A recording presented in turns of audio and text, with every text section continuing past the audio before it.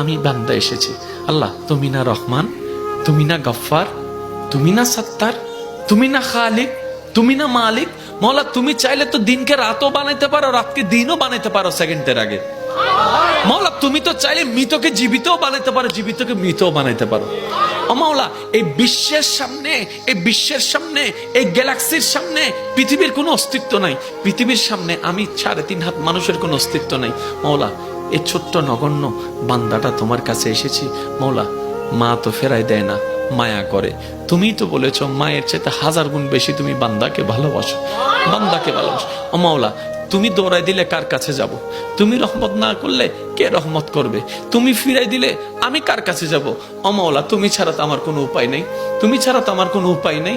ও মাওলা এবার বান্দা চোখের পানি ফেলে ফেলে কান্না করতে আছে। সেই কান্নার আওয়াজটা দুনিয়ার জমিনে ডানাও যদি 1 হাত না যায় হতে পারে, কিন্তু সেই আওয়াজটা রব পর্যন্ত পৌঁছায় যাচ্ছে, রব পর্যন্ত পৌঁছায় যাচ্ছে।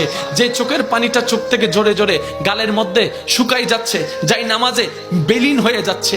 না রে ভাই, না, এটা এতটুকু বিলীন হচ্ছে না, এটা রব্বে করিম হাদিসে পাকের ফরমান অনুযায়ী আশিকের সেই চোখের পানিকে ফেরেশতার মাধ্যমে আল্লাহ একটা বাটিতে সংরক্ষিত করে রাখে, যে বাটিটা জান্নাতের মধ্যে থাকবে, জান্নাতের মধ্যে থাকবে। এমন পানি আল্লাহ পাক নষ্ট হতে দেয় না। বান্দা চোখের পানি ফেলতেই আছে, মন থেকে আত্মসমর্পণ করতেই আছে। হঠাৎ রবের রহমত ডাক দিয়ে বলে, লা তাকনাতু মির রাহমাতিল্লাহ। এত টেনশন করস কেন? আমি রব আছি না।